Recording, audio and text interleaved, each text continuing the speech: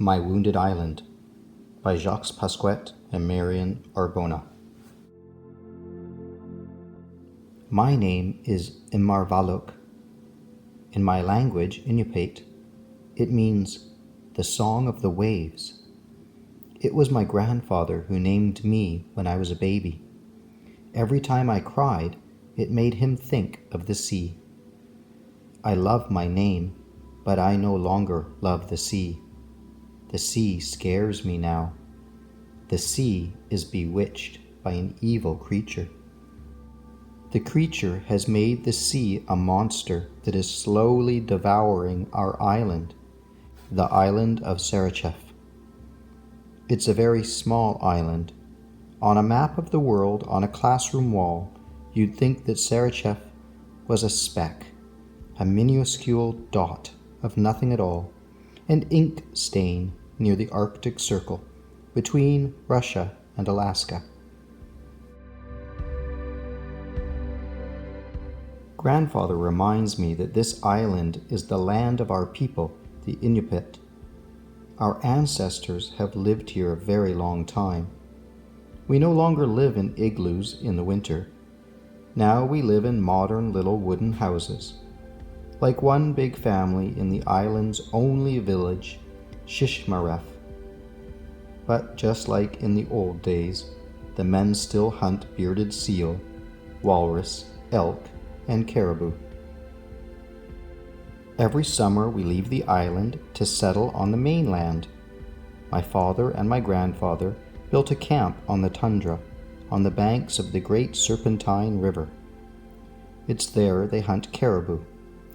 When they are doing that, my mother and I fish or pick berries. Now almost everyone has a snowmobile, but grandfather prefers his dog sled. In the past, he used to take me out on it, even though I was scared of the dogs, especially the one leading the team.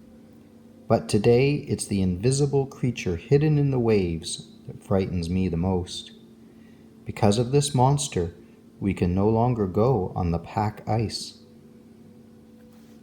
I'm scared the creature will come and devour the village in the night, and our house will plunge into the sea. Sometimes I can't fall asleep. The slightest cracking sounds frightens me. I can't ever forget the fury of the sea. Once huge waves so high and so strong almost swallowed the entire village. Why is this creature trying to hurt our island? Why isn't the goddess of the sea, Sedna, protecting us? Grandfather says she can do nothing. Our island is wounded, gnawed away bit by a monster that is unknown to the gods, goddesses, and spirits who looked after our people in ancient times. This creature is greedy and invisible. Its powers are so mighty that even winter is retreating early from the island. The pack ice that used to protect us from storms only brushes lightly against the island. It no longer dares to come near. The seal hunters can't venture out there on foot or snowmobile. It's too dangerous. Now they use motorboats. Boulders and hunks of metal were brought to the shore to form a dike to protect us. But nothing can resist this creature. It takes its strength from spirits who are unknown to our people. Outsiders who are studying this monster came to Shishmaref. They explained to us that other areas of the world are also victims of the creature. They taught us that this tragedy has been caused partly by humans, that the climate is changing, the earth is warming, and this heat gives the creature all of its destructive force. We watched a film that showed what is happening to islands like ours. Because of the warmer temperatures, glaciers are melting and the water is rising. Our island, like all the others that are too close to sea level, could disappear under the sea. Since we learned our fate, I have often had a nightmare.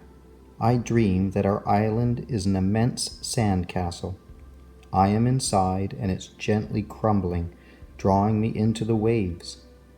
I see the creature's huge eyes and hear its loud cackles of laughter. I try to escape by flying away, holding on to the feathers of my spirit animal totem. But the creature holds me down by my feet. In a few days, our house will be moved to the center of the island, near where the rest of the houses that were too close to the sea now sit. A crane sets the houses on enormous skis, and a tractor tows them away from the shore until they are safely sheltered from the creature's waves. But sooner or later, we will have to leave our island for good. Where will we go? Everyone is asking that question.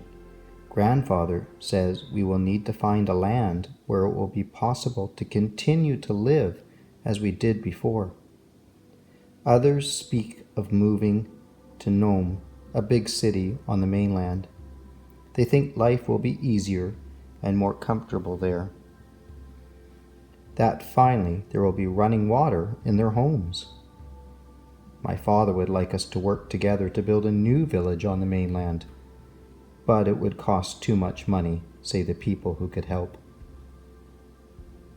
Parents are still hesitating, but grandfather has decided. He does not want to go to Nome. He is scared we will lose our traditions in a city that knows nothing of our customs. Like many, he would prefer to live in our summer camp on the tundra. What worries grandfather the most is that this creature will not only make our island disappear, but also the memories of our people.